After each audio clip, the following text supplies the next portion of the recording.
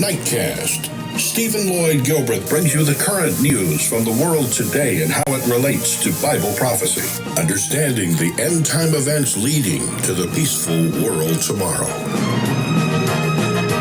Ladies and gentlemen, Stephen Lloyd Gilbreth.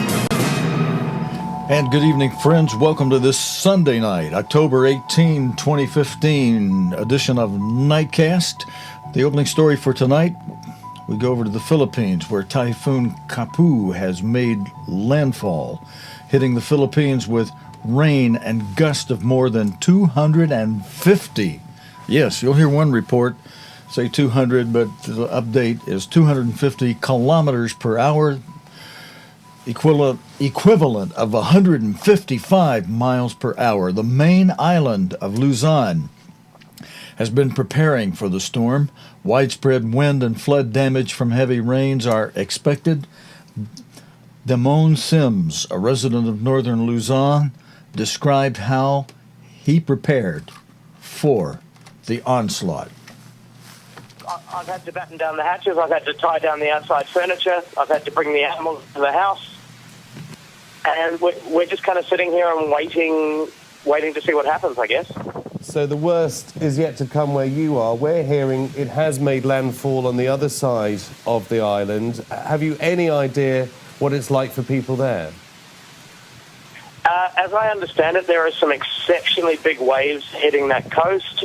There are some communities that have been evacuated, and the local government has raised a signal number 4, which is a very serious typhoon signal. So Aurora and Isabella are probably getting pretty severely slammed at the moment.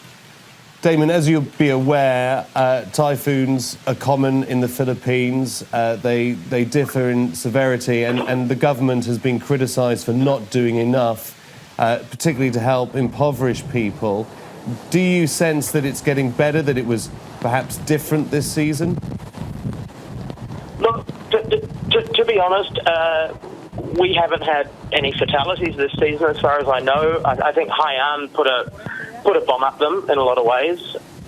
I haven't necessarily received the level of communication that I'd expect, but I mean, at least Aquino jumped on TV and said some stuff and said, look, that there is a risk and you guys need to protect yourselves. So I think that's a step in the right direction.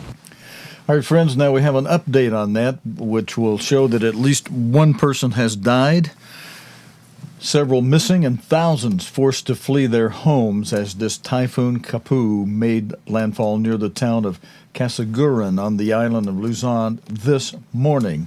And as it did, now the winds that were 250 kilometers per hour out at sea, they did go down, if this update is correct, to 200 kilometers per hour, the equivalent of 124 miles per hour. David Schuckman reports. A single line of rope guides a group through some frighteningly deep floodwater. These people among the first to be struck by a vast and dangerous weather system. The strong winds are doing all kinds of damage, but what really matters is this rain, the sheer quantity of it, and the fact that the typhoon is moving so slowly, just a mile or two every hour, that the downpour keeps hitting the same areas for hour after hour. In areas vulnerable to the most violent flooding, thousands have been helped to safety, and the authorities want more people out of harm's way as the typhoon advances.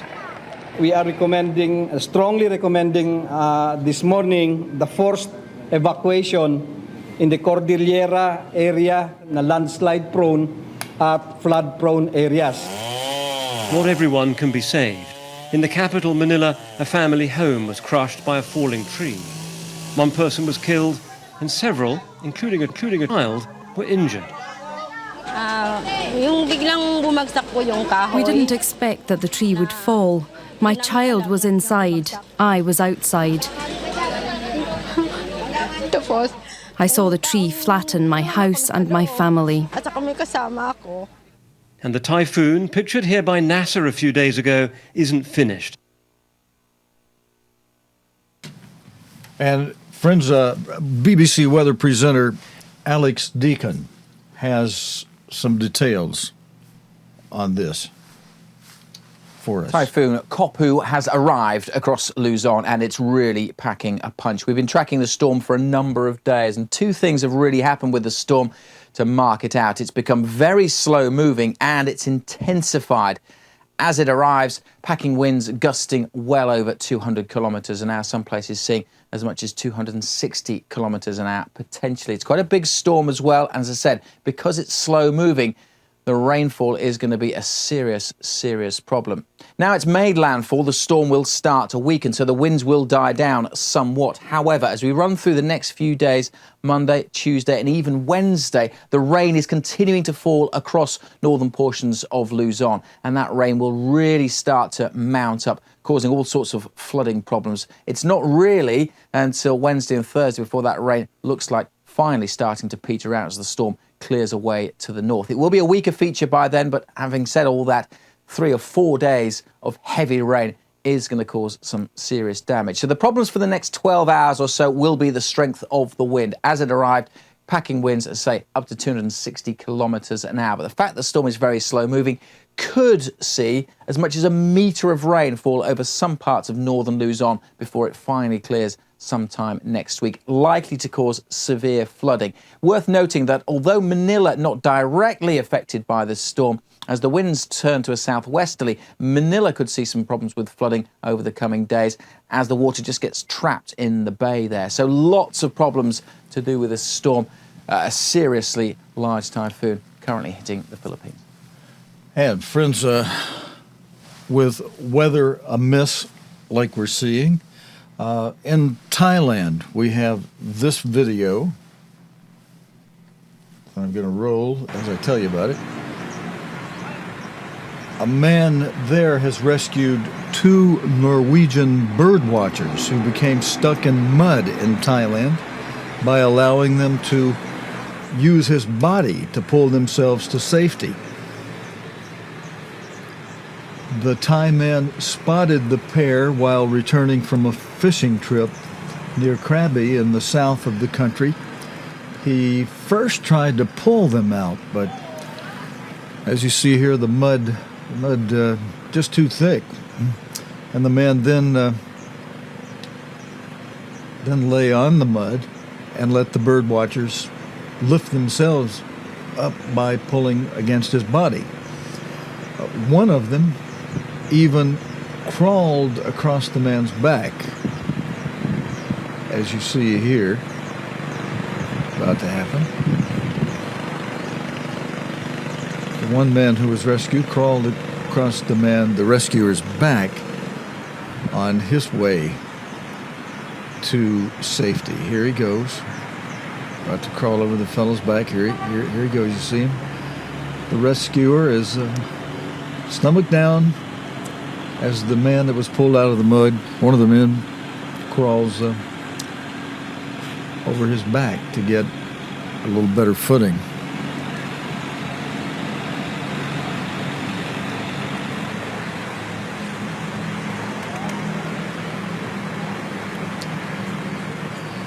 Okay, and while we, you'll see in the background, they make it out of the muddy waters to safety there in Thailand.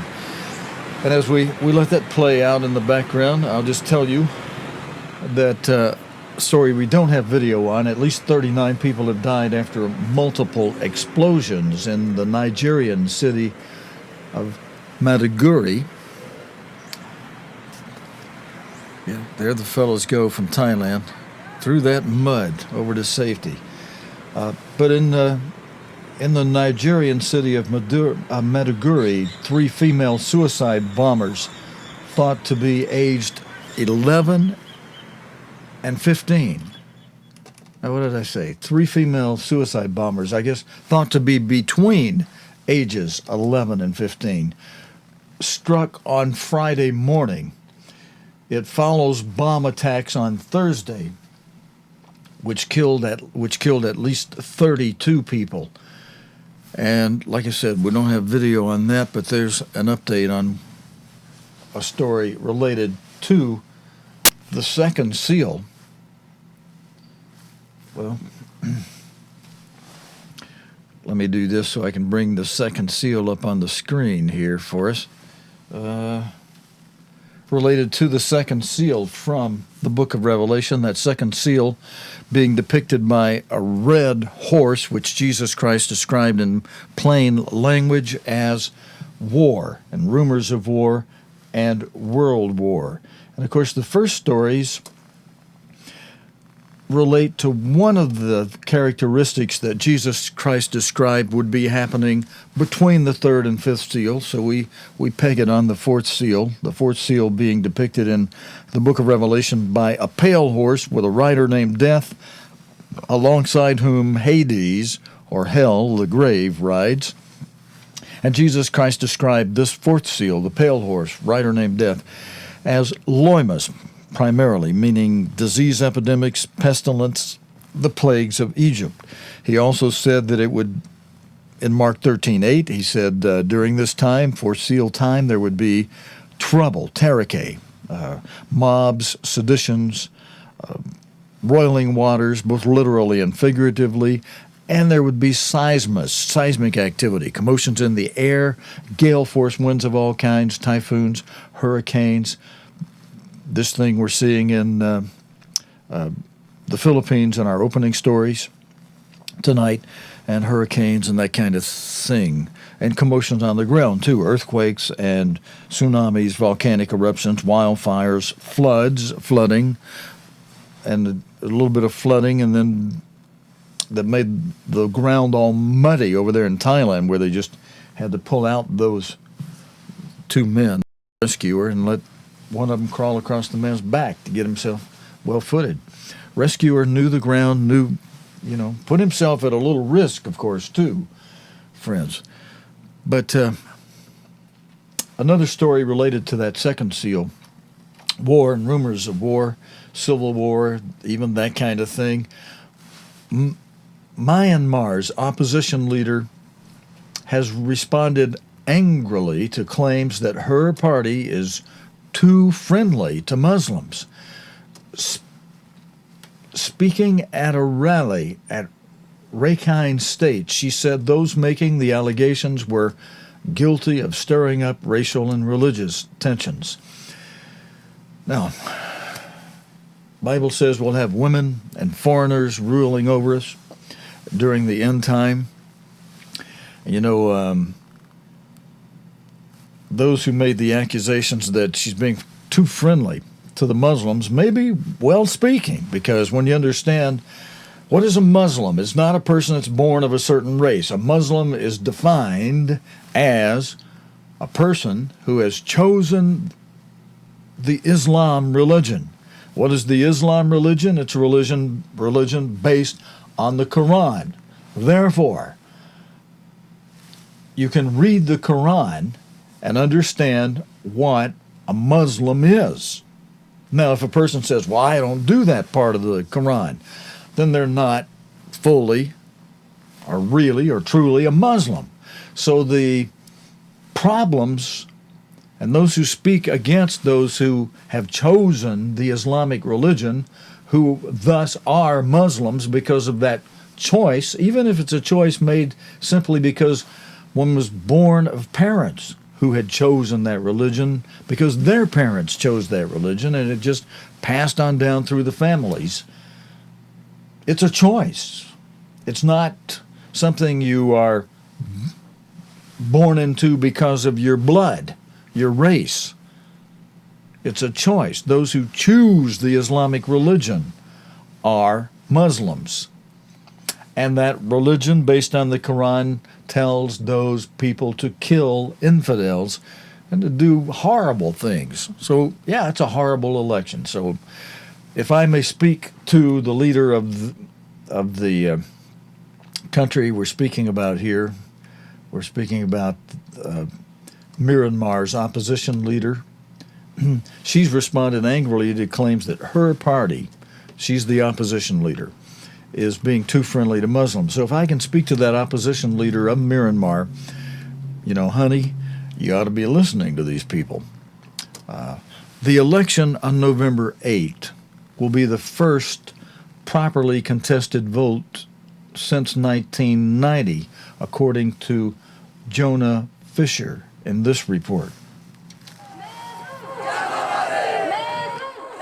She's taken her time, but 3 years after the state was convulsed by ethnic violence, Aung San Suu Kyi finally came to Rakhine. The delay didn't bother several thousand of her most enthusiastic supporters. They came to see the former political prisoner make the most contentious stop in an election campaign being dominated by religion and identity. Most of her rallies have the same format, a speech, then a question and answer session. As usual, she was asked whether, in a country dominated by Buddhists, her party is too favourable to Muslims. This is about as angry as Aung San Suu Kyi gets in public. All the people raising this question are violating our laws and our constitution, she says, because they're inciting people to racial and religious tension.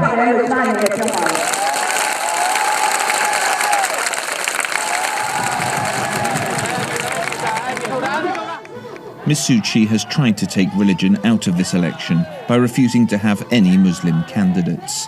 It hasn't worked. Aung San Suu Kyi spoke for about half an hour here. It was a pretty standard campaign speech, and rather incredibly, there was no mention whatsoever of the violence between Buddhists and Muslims that has really torn communities apart here in the last 3 years. Ms Suu Kyi doesn't want to talk about it and avoided going near the weeping sores that are the miserable camps further north. It's now 3 years since more than 100,000 Rohingya Muslims were forced from their homes by Buddhist mobs. The Rohingya, unlike other Muslims here, are denied citizenship. The only way out of the camps for them is on a trafficker's boat. We tried without success to raise the issue. Dosu, hello. Why won't you be speaking to the ranger on this trip? Dosu?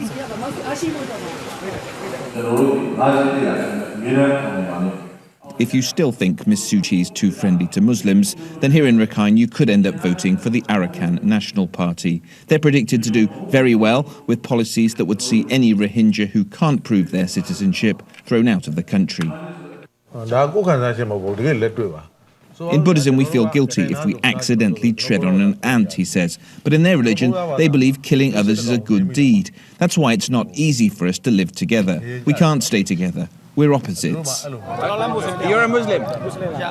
There were Muslims at the rally, hoping Ms Suu Kyi will remember them once the election's out of the way. But if you're a Rohingya Muslim stuck in a Rakhine camp, you'll keep losing, whoever wins. Jonah Fisher, BBC News, in Tandwe, Myanmar. Friends, I don't have video on it, but President Erdogan of Turkey has been holding talks with the German Chancellor Angela Merkel about the migrant crisis. He's called on her to speed up his country's EU membership. Mrs. Merkel says she will offer her support in return for Turkey's help in preventing refugees from reaching Europe. Meanwhile, hundreds of migrants have become stranded on the border between Serbia and Croatia. And we'll be watching more on the migrant situation and reporting on that in tomorrow's news. We do have this story related to the migrants. I think we don't have video on this also. Yeah, we have this. We do have some video. Bishops urge the British Prime Minister Cameron to take more migrants. The Church of England, the bishops of the Church of England, are calling on the government to accept an extra 30,000 Syrian refugees over the next 5 years. The request was made in a letter sent to the Prime Minister last month, signed by 84 of the Church's 108 bishops. Now, again, that's the Church of England we're referring to. They describe it as a meaningful and substantial response to the scale of human suffering we see daily. Caroline Wyatt has this video report. Today, bishops from the Church of England, seen here at York Minster in July, have made their frustration public, releasing a letter written privately to the Prime Minister last month. In it, the bishops call on him to agree to take in an extra 30,000 Syrian refugees, saying a moral crisis of this magnitude calls each and all of us to play our parts. They offered to rally churches and congregations across the country to welcome refugees, promising help and even homes for those who've been forced to flee their own. The Bishop of Durham, Paul Butler, says that the Prime Minister failed to respond to their suggestions with more than a cursory acknowledgement. Winter is approaching. The needs in the camps are growing and will get worse. Last winter, some children died because of the cold. So we want to encourage the government to keep up the momentum of beginning to bring refugees from Syria here. And we also believe that there are many in the country who support an increased number, and we believe that we need to get on with that. The government points out that the UK has already agreed to resettle an additional 20,000 Syrian refugees by 2020. Many more refugees. On the BBC this morning, the Defence Secretary, Michael Fallon, defended the government's record on refugees. No country in Europe is doing more in Syria than we are. We're spending £1 billion helping the refugees in the refugee camps in Syria, and now we've announced that we'll take 20,000, 5,000 a year for the rest of this Parliament, which is a number we think we can reasonably accommodate. Whatever happens at government level, people across the UK, from church groups to synagogues and mosques, are offering their own direct aid for refugees. Some agree with the bishops, others don't, but many want to do what they can. Caroline Wyatt, BBC News. And friends, that's it for this Sunday night edition of Nightcast. God willing, and the creek don't rise. We'll be back again tomorrow night, Monday night, with the day's current news related to the Bible and prophecy, again, here on Nightcast. Until next time, this is your host, Stephen Lloyd Gilbreth, saying so long and good night, friends. You have been watching Nightcast with Stephen Lloyd Gilbreth. Nightcast can be seen Sunday through Thursday nights here on cogtv.org. Tonight's program is also available anytime on demand in the cogtv.org video archive.